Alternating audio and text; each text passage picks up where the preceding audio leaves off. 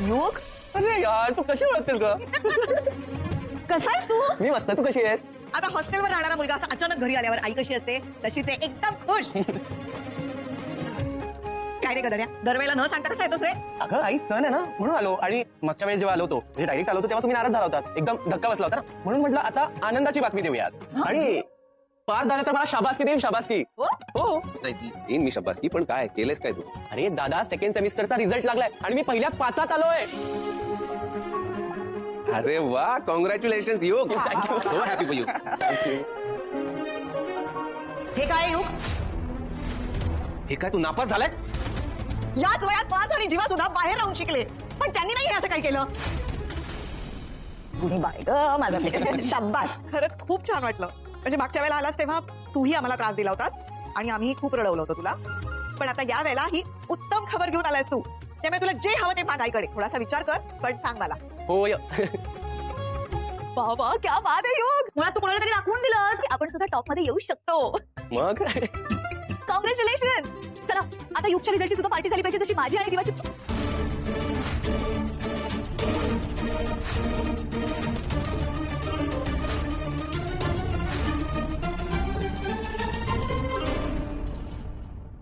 चला चला, युग घरी आल्यामुळे आता कसं छान उत्साहाचं वातावरण झालंय. आणि माझ्यासाठी बरं झालं, तिळगुळाचे लाडू आता करायला 3-3 माणसं झाली. तुम्हाला कामाला लावणार मी आता.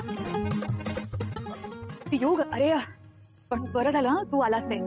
कसं असतं ना, एरवी ठीक आहे, पण सणवार आले की आपली भावंड आजूबाजूला नसल्यावर त्रास होतो, वाईट वाटतं.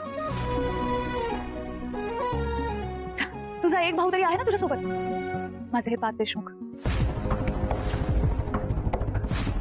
खरंच लकी आहात रे तुम्ही, व्हेरी लकी.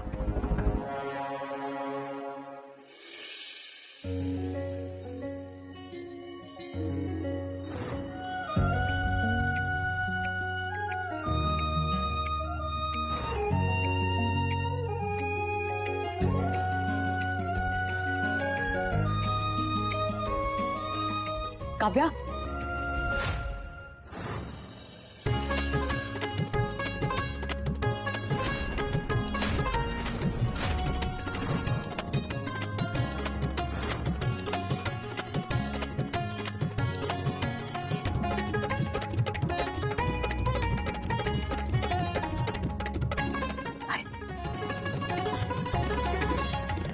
कशी आहेस बाळा तू? मला वाटलंच होतं तू येणार. माझं मन मला सांगत होतं तू परत येणारच. माणसं ओळखायला तशी चुकत नाही मी. अगं पण तू अशी एकदम आजच काय आलीस? थांब थांब, अशा तामण घेऊन ये ना. नाही आई नको, एवढं सगळं नका करू प्लीज. मी कायमची नाही आले. आज सण आहे, सणाच्या दिवशी घरची सून भेटायला सुद्धा आली नाही असं नको व्हायला, म्हणून आले. आणि घराची, घरातल्या सगळ्यांची आठवण येत होती म्हणून आले. आई प्लीज तुम्ही. नाही नाही नाही, काही नाही. एवढ्या दिवसांनी तुला असं बघितलं ना नंदिनी, म्हणून थोडस मला खरंच वाटलं की तू कायमची परत आलीस. पण हरकत नाही, वाट बघू ना आम्ही. तसंही वाट बघणं जितकं लांबतं तितकं भेटण्याचं सुख वाढतं. सॉरी आई, उलट आपण जिथून सगळ्यात जास्त अपेक्षा ठेवतो तिथेच आपला अपेक्षाभंग होतो असं मला वाटतं. नाही होणार, मला खात्री आहे. माझा जीवावर पूर्ण विश्वास आहे. तो तुला कायमस्वरूपी घरी घेऊन येईलच बघ. आई बस ना, जाऊ दे, सोडून दे. तू आलीस ना आज इथे, हाच खरा सोहळा आहे. आणि तो आपण सेलिब्रेट करूया. हा चल ये, आत ये. हो ये, चल. बस का बस. काव्या, किती छान दिसतेस तू. नंदिनी, मनावर घेतलंय बरं का तिने. बोक्याला जिंकून दाखवणारच आहे ती. आई, अरे तुला नाही म्हणते मी, या बोक्याला म्हणतीये. नंदिनी वहिनी कशी आहेस? मी मस्त, तू कसा आहेस? मी एकदम मस्त.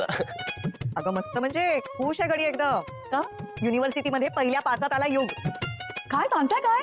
अरे वा, congratulation you. Thank you so much. Ashatai कशा तुम्ही? मी मस्त, तुम्ही कशा आहे? मी पण बरी. तुम्हाला पाहून मला भारी वाटतंय. मला सुद्धा तुम्हाला सगळ्यांना भेटून खूप छान वाटलं. बरं, मी तुमच्यासाठी चहा घेऊन येते.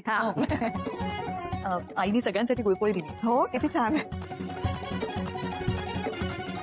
कसे आहात पार? I am good. तुम्ही कशा?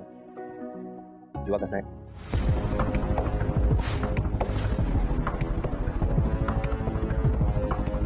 बरे. अगं काय बोलतेस नंदिनी, खरं की काय?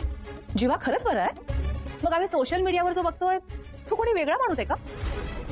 नाही म्हणजे तो कसा बाहेर उघड्यावर आंघोळ करतोय, पण जीवा बरा आहे. तो वॉचमनच्या डब्यातलं जेवण जेवतोय, पण जीवा बरा आहे. तो असा पाय पुरत नसताना सुद्धा रिक्षामध्ये थंडीत कुडकुडत झोपलेला असतो, पण तरीही जीवा बरा आहे. बरोबर ना नंदिनी? रम्या, असं काय करतेस तू? अगं जीवा एवढं करतोय म्हणून तर ही इथे येऊ शकली ना. पण खरंच माने, पार्थ आणि नंदिनीचं कौतुक करावं तेवढं कमी आहे. म्हणजे किती मोठ्या मनाचे आहेत ना दोघं. काव्य आणि जीवाने जे दिवे लावलेत ते बघितल्यानंतर सुद्धा या दोघांनी त्यांना माफ केलं. कौतुक आहे खरंच. आई, होय, पण जेव्हा सगळे एकत्र एका छताखाली या घरात येतील तेव्हा तर सगळं आठवेलच ना. हे फोटोज, हे फ्रेम वगैरे सगळं. हो रम्या, आई,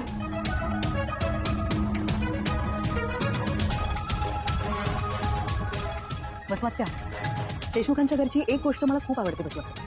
या घरात सगळ्यांना समान न्याय. मग ती मुलं असोत नाहीतर सुद्धा. म्हणजे बघा ना, माझं आणि पार्थचं लग्न ठरलं होतं. आमच्या सुद्धा भेटीगाठी होत होत्या. आम्ही स्वप्न पाहिली होती. जे जे आम्ही केलं तेच काव्य आणि जीवानी केलं. फक्त आम्ही राजरोसपणे केलं, त्यांनी लपून छपून केलं. पण आमच्यात कधी काळी नातं होतं हे त्या दोघांनी मान्य केलं, इग्नोर केलं आणि आता ते पुढे सुद्धा आले. मनाने इतके पुढे आले की ऊन, पाऊस, वारा, पाणी, वादळ, मान, अपमान कशाचं काहीही मनाला लावून न घेता आमच्या होकाराची, स्वीकाराची शांतपणे वाट बघतात. जर ते दोघे एवढं करू शकतात तर मी घरच्यांना साधी भेटायला पण नाही येऊ शकत का? हे बघ तू. त्यामुळे गोड खा आणि गोड बोलाच.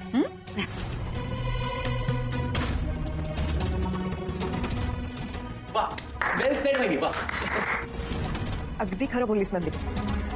बाकी शहाण्याला शब्दांचा मार पुरतो नाही का पार्थ?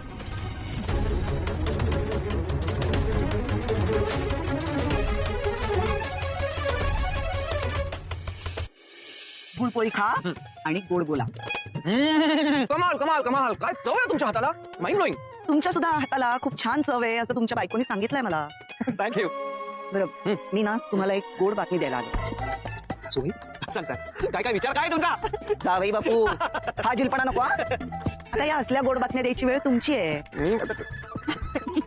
बरं, मी आणि हे बाहेर जातो. त्या गुड्डूला पण मी ही गुळाची पोळी घेऊन त्याच्या नातेवाईकांकडे पाठवलं. नंदिनी बाहेर गेली आता, पण ती तासाभरात येईल. या घराच्या चाव्या या. तुम्ही आज जा आणि वेळेचा सदुपयोग करा. सासूबाई हो तुम्ही काय? म्हणजे बायकोचा रुसवा जाईल असं काहीतरी करा. अच्छा अच्छा अच्छा, बरं बरं. थँक्यू. तुमच्या यांचा हॉर्न वाजला. आय मीन तुमच्या यांनी हॉर्न वाजवला. All the best. Yes. Nandini ये ना, लवकर ये ना, ये ना यार लवकर. वेळेचा मस्त सदुपयोग करूया. ह्यावेळेची संक्रांत तुझ्या कायम लक्षात. I promise. गुळपोळी खाऊया. वा, क्या बात. कमाल कमाल. शुभ. नंदिनी, जीवा तुझ्या बरोबर आला असताना तर माझं स्वप्न खरं झाल्यासारखं वाटलं असतं मला. आई, अहो तुम्ही नंदिनी ताईसाठी काहीतरी आणलंय ना, जे तुम्हाला तिला द्यायचं होतं. काय ते? असं काय करता? जे तुम्ही माझ्यासाठी आणलं होतं, मला तुम्ही ते दिलं ते. ते हा, ते देते ना. काय चाललंय तुमचं दोघींचं? सांगते सांगते थांब. सरप्राईज. आई हो, नंदिनी, अगं संक्रांत आहे ना, माझ्या दोन्ही सुनांसाठी काळ्या साड्या आणि हलव्याचे दागिने. ही साडी नेसशील, दागिने घालशील आणि छान तयार होशील. हा, आई थँक्यू सो मच. नमस्कार करते. सुखी राहा, आनंदी राहा आणि लवकर परतून ये. आणि आपलं हे घर कायमचं आनंदी करून टाक. ताई, मी सांगते तुला, आईंचा हा आशीर्वाद ना लवकर फळास येईल. हा, आणि ऐक, हे सगळं घालून छान रेडी होशील ना, तेव्हा फोटो पाठवा.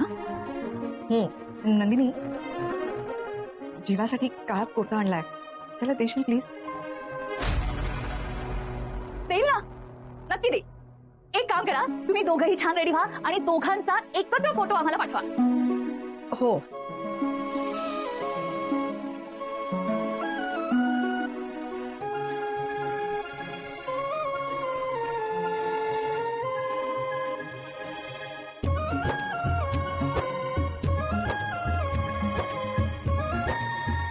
येते मी.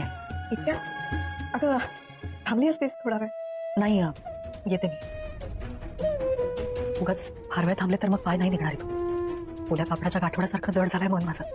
त्याचं ओझं फार नाही पेलवणार मला. हरकत नाही, ये, सांभाळ स्वतःला. येते.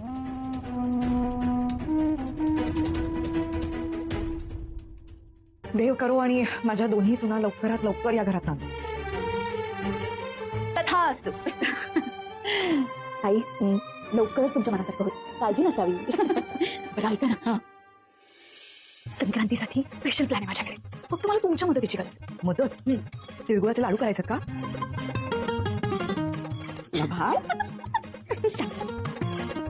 तू नीट ढील दे आई. रम्या, आयुष्यात तुला ढील देण्याशिवाय दुसरं काही केलंय का मी? पतंगाकडे लक्ष दे ना. हा. तिकडे तिकडे त्या बाजूला. हा. काय युग देशमुख, काही जमणार आहे का? हा जमेल जमेल, तू तुझं बघ. येऊ देत पार दादा, मग दाखवतो तुला. बरं झालं दादा तू आलास. अरे मगाशी ना एकटा मी पतंग उडवत होतो, अरे रम्याने माझी कणीच कापली यार. हो, मीच कापला त्याचा पतंग. सॉरी आयु, नथिंग पर्सनल. अरे दादा यार, मला तुझी मदत हवी आहे यार. अरे, आपण देशमुख बॉयज आहोत, काहीतरी कर ना यार. आई सोड हो, सोडते ना. गेला मस्त रम्या.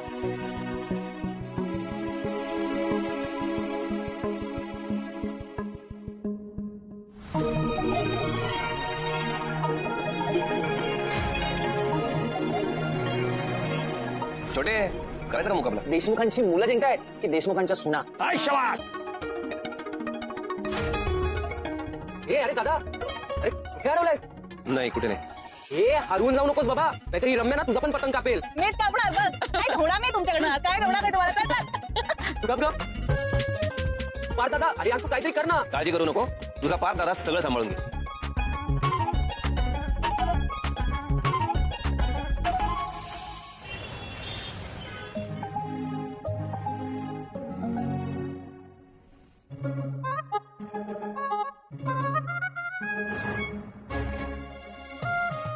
जीवा गेले कुठे?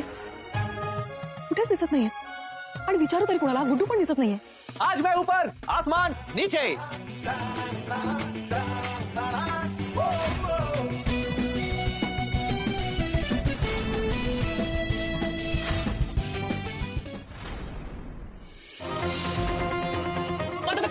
रम्याचं पतंग काप. रम्याचं पतंग कोणी कापलं? अरे आओ ना पे, ओ माझ्याकडे नाही, पतंगाकडे बघा Deshmukh. A long time ago, on the shore of a vast ocean, a sparrow, or